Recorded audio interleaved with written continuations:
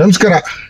So ನಾನಿವತ್ತು ನಿಮ್ಗೆ convey ಮಾಡ್ಬೇಕಾಗಿರೋ ವಿಚಾರ ಬಂದ್ಬಿಟ್ಟು, ಈಗ ಮರಿಗಳು ಆಚೆಗೆ ಬರುವಂತ ಸಮಯ.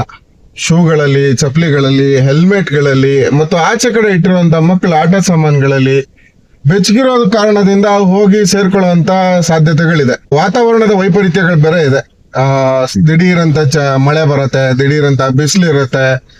ಸೊ ಹೀಗಿದ್ದಾಗ ಹಾವುಗಳು ಒಂದು ವಾತಾವರಣ ವೈಪರೀತ್ಯದಿಂದ ನೀವಿರುವಂತ ಜಾಗಗಳಿಗೆ ಬಂದು ಸೇರ್ಕೊಳ್ಳುತ್ತೆ ಮತ್ತು ಆಹಾರ ಹುಡುಕೊಂಡು ಮನುಷ್ಯ ವಾಸ ಮಾಡೋ ಜಾಗದಲ್ಲಿ ಮನುಷ್ಯ ಅವನಿಗೆ ಉಪಯೋಗಕ್ಕೆ ಇಲ್ಲ ಅಂತೇಳಿ ಬಿಸಾಕುವಂತ ಗಲೀಜು ವೇಸ್ಟ್ ಏನಿರುತ್ತೆ, ವೆಟ್ ವೇಸ್ಟ್, ಅದನ್ನ ತಿನ್ನೋಕ್ ಬರುವಂತ ಇಲಿಗಳು, ಕಪ್ಪೆಗಳು, ಹುಳುಗಳು, ಇದನ್ನ ತಿನ್ನೋದಕ್ಕೆ ಅಂತ ಹೇಳ್ಬಿಟ್ಟು ಹಾವು ಬರುತ್ತೆ.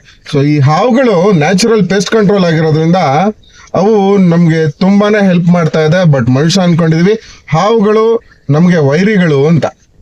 ಸೊ ಶುದ್ಧ ಸುಳ್ಳು ಮತ್ತು ಅದು ಲೈಕ್ ಮೂಢನಂಬಿಕೆ ಅಂತಾನು ಹೇಳ್ಬೋದು. ಹಾವುಗಳು ನಿಮ್ ಮನೆ ಹತ್ರ ಬಂದಾಗ ಮೊದಲನೇದು, ಹಾವುಗಳನ್ನ ಕೊಲ್ಬೇಡಿ. ರೆಸ್ಕ್ಯೂರ್ಸ್ಗೆ ಕಾಲ್ ಮಾಡಿ ರೆಸ್ಕ್ಯೂ ಮಾಡಿಸಿ ಅದನ್ನ ಸೇಫ್ ಆಗಿರೋ ಜಾಗದಲ್ಲಿ ಬಿಡಿಸುವಂತ ಜವಾಬ್ದಾರಿ ನಾವು ತಗೋಬೇಕಾಗತ್ತೆ.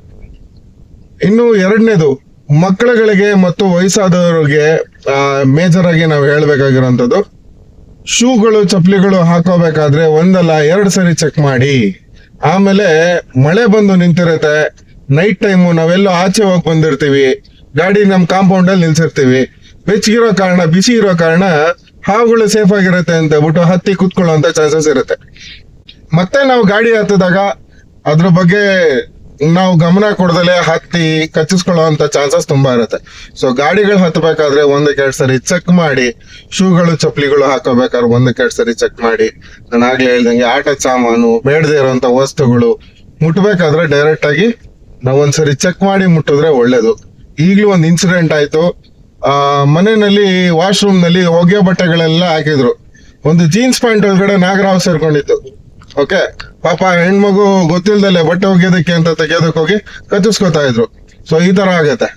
ಸೊ ನಾವ್ ಆದಷ್ಟು ಹುಷಾರಾಗಿರೋಣ. Thank you.